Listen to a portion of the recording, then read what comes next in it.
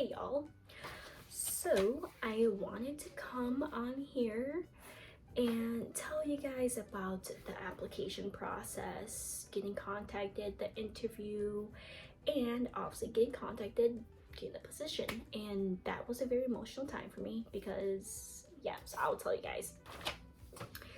So in 2019, beginning of 2019, I knew I wanted to be a sonographer. I knew I wanted to apply for the program at Mayo Clinic. So I obviously was really into that, doing all my prereqs, yada yada yada.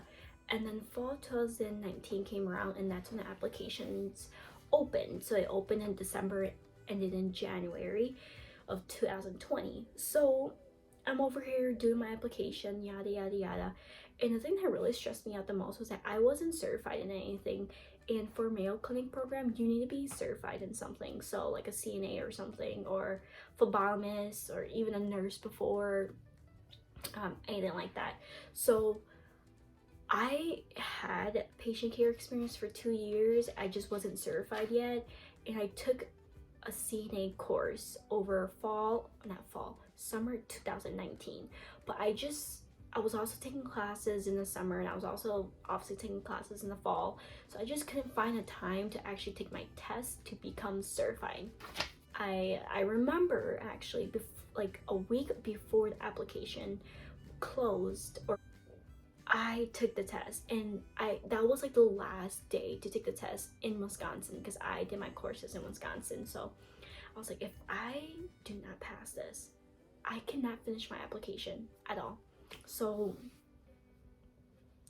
I eventually took the test. I was very anxious, you know, the feeling. Eventually it came up saying pass for both. I remember I cried because it's such a good feeling, you know, knowing that you passed it, and now you can take the next step of making life decisions for yourself, obviously. So I passed, and I finished all my applications. It was really, another thing that was very stressful was getting all my transcripts from like different colleges, because I took a few like colleges from different, I took a few credits from different colleges. So to do that, I had to do my high school transcript and everything like that, sent to my sonography program and my echocardiography, because I applied to both. I applied to that, I finished my applications, and life went on. So eventually 2020 came around, and they will contact you after the application. So they contacted that. So it was the beginning of February when I was contacted for the echo first. And I was like, so I was contacted for the echo first, and obviously I freaked out. I'm like, oh my gosh, okay, yeah, let's set up an interview, yeah. So I did that. And for the sonography, I actually got emailed. I'm like, cool, let's set up this day. And I did them both on the same day. And I'm glad I did this so I didn't need to drive a lot, because the Mayo Clinic and from my home base school was like an hour and a half away, 2 hours. So I was not going to do that. So I just crammed them in both in one day. And I was like freaking out. So I got an Airbnb the night before my interview, so I could just drive there and stay there for the night, and then wake up and go to my interview, because I'm definitely not a morning person, and you would never catch me being a morning person unless I really have to, then I will. But so that was my whole thing. My echocardiography program interview was actually in the morning, and my sonography was at night, or not at night, sorry, it was the second one. So I drove an hour and a half to my Airbnb. I stayed there for a night, obviously, and I woke up. Midwest is very freaking cold, so there was frost on my car, and me scraping the ice off my car. I remember my fingers were frozen, and I was like freaking out. I'm like, oh my gosh, I'm gonna be late. Like I didn't even know that there was frost on my car. So eventually I scraped off, I hopped in my car, turned on my heater, defrost all these windows, and drove to Mayo.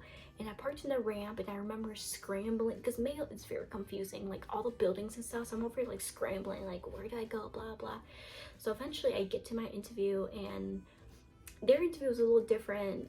Their junior students actually were there, juniors and seniors. So they were there like comforting me and just asking questions, like asking who I am as a person, blah blah. So I think that was part of the interview. So eventually I went in for my interview. So there's 3 people. It was a group interview. So there's 3 people and 1 virtual, just because Mayo has one in Rochester and in Arizona. So we went through all the behavioral questions and talked about all my courses and who I was as a person. And that's what they really want to know, is who you are as a person. So I got to know them, and it was really interesting, I guess you can say.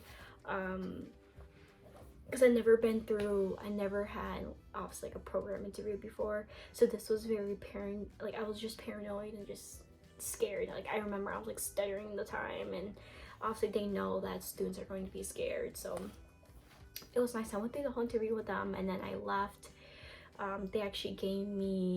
The students actually gave me a tour around the echocardiography program, floor and their lab and all that, and it was really good. And that probably took like an hour. No, I would say 3 hours with everything, but the interview itself was like an hour, and it consumed a lot of things. So eventually after that, I was like, okay, cool. I had an hour break before I had my next interview, and my next interview was a sonography one, and it was like noon, so I was very hungry. So I obviously want to go grab some News and Company. I remember this place too, so I went to grab some News and Company. It was really good. I love their pasta there, so I ate that, and eventually after that I parked back at the ramp, and I went to my sonography program. And this, I was a little bit more nervous just because this was my first choice, and there was 3 people there, three women there that was interviewing me. It was like the program director and other faculty that was inside the program that was for the program. So I was interviewed by them, and I thought I wasn't gonna get it because I was like freaking out. But we went through the whole thing of behavioral questions and just getting to know me again, and that probably took like 45 minutes to an hour. It went faster than my echocardiography one because they actually didn't give me a tour around the floor just like echocardiography did. So I did all that, and right after that I left, and I never spoke about my interviews again. Like, not to my friends, not to my family, not to anyone, just because it just really hit me, and I needed to sink in everything. I'm like, if I don't get this, my whole life has changed. Like, I don't know what I'm gonna do in my life. Like, what am I gonna do? I'm just gonna graduate with a biology degree. Like, how am I gonna get a job? Blah, blah, blah. Like, me being all thinking too much. So eventually, yeah, I just went home, never spoke about it again, and 2 weeks came along. So now this is when they start rolling in the emails, okay, of if you got rejected, was put on a wait list, or accepted. So the sonography program contacted me first, and I was so scared. Like, I didn't want to open it. I eventually opened it, and I was put on the wait list for a sonography program. And I remember just feeling so alone and just so mad and upset at myself. Like, I was literally crying. Like, I didn't know what to do. I was just crying the whole time. I remember I was actually driving to my anatomy physiology class to take a quiz, and I was driving, I sat and I parked. Obviously I parked in the spot, and I saw it, and I opened it, and I was just like bawling in the car because I was put on a wait list. And it was just made me like question myself, like, am I not good enough? Like, why couldn't I just get in the program? And me, I'm like, what are the chances of me actually getting into the program now? Like, everyone is gonna say yes to get into the program, like it's Mayo. I was just very upset at myself, and I remember the feeling of just beating myself up, and I eventually had to wipe my tears and go to class, and it was just on my mind the whole entire time. At this point, I haven't got contacted by the echocardiography program yet, so I was just chilling, just very upset myself, just beating myself up for the past couple days, or the next couple days. And eventually echocardiography contacted me, and I remember I was in the Dairy Queen line to get a burger, a flame burger or something like that, a spicy burger, I forgot what it's called. And like I said again, I was really upset at myself already, and I didn't want to open this this email. I didn't at all, because all they say is, "Hi Micey, please open yada yada yada." So you have to open the PDF, you know. So me, I'm over here freaking out, didn't know what the heck to do, just staring at it, and I eventually I had the guts to press it. "Congratulations, you got a spot in a program," something like this, something around those lines. And I literally started bawling. I'm like, "Oh my gosh, I got into the program, the echocardiography program." At this point, I didn't even care. I was like, "This is my second choice, but I got accepted, blah blah." I started bawling. I screenshot it and sent it to my family, yada yada. Everyone was like super happy. And I was in Dairy Queen line, like screaming. I'm sure they probably heard me saying, "Oh my," you know, like freaking out. But I remember that feeling of just a feeling of relief, because I was like, this is what I'm gonna do for the next couple years of my life, and this is my job. And I just remember that feeling of happiness, and I was just bawling, and I told everyone I knew, and I was super happy with myself. I posted on Instagrams like, "Hey y'all," you know, I was just super happy because this changed my whole life. I got into the program. I was really upset I didn't get to the sonography program, but I accepted it. I declined on being on the wait list and didn't, you know, I was like, whatever, I'll just take echocardiography, because not apparently, but it just seemed like that was made for me at that time. So I'm like, okay, I got to accept it to the echo. And after a few months come around, I remember, I believe it was like end of July, and we started the program end of August. End of July, I get this email, and I've accepted it. I was like, okay, I'm going to do echo. Luckily, I didn't buy my books yet. I get contacted by the program director saying, "Hey, there's a spot opened for the program. I know you declined being on a wait list, but you were very, I can't find the words to explain. You're a very competitive applicant, and we would like you to be in the program." I'm like freaking out. I like contacted my boyfriend. I'm like, "What did I do? I don't know what to do." He's like, "What do you mean you don't know what to do? You're crazy. Like, accept it." So I eventually emailed them and accepted my position, not my position, but my spot in the sonography program. And I contacted the echocardiography programs like, "Hey, like, I'm going to take the spot in sonography program." And they're like, "Cool, sweet, thanks for letting us know." And that is how I got into sonography program. It's a little long story. People probably get confused during this whole entire splurge of me, but you know, it was a journey. It was definitely a journey for me, of a 1.5 year journey to get into this program. From beginning of 2019, knowing I want to be a sonographer, from applying in 2020 and only having a week prior to deadline to get my certification, going through the interview process and getting declined.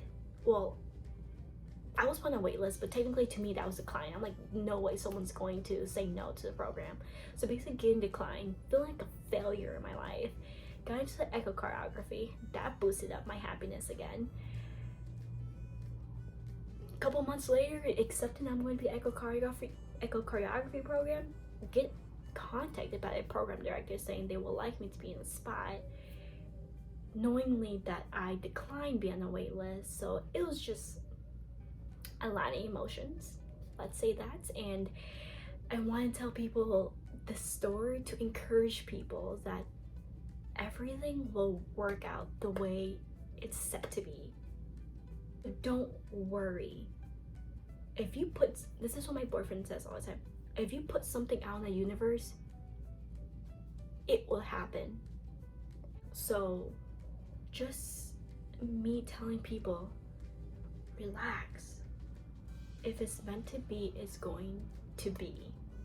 And obviously at that moment you just have so much anxiety in you, and you just don't know what you want to do, and you just get confused and caught up in the feeling of not knowing what you're going to do. That's normal. And this is why I want to tell people, it's normal to feel like this, and it's okay to feel like this. feeling like a failure. It's okay to feel like that, but you know, you always pick yourself up at the end of the day, because no one else will. It's just yourself. You're living your own life. So, but yeah, this is what I wanted to tell people about my story. And not everything goes the way you want it to, and all of a sudden life surprises you, you know. So just want to tell everyone, keep up the good work, and your hard work will pay off. So don't worry so much. Keep throwing it out in the universe, and you want to do this, you want to be this, you want to do that. It will happen. The more you say it, the more you do it, the more it will come true. So that's what I want to tell people. My story. Alright, you guys, thanks for watching my video. Subscribe for more of these stories. I have way more other stories of me going bonkers about my life, but alright, deuces.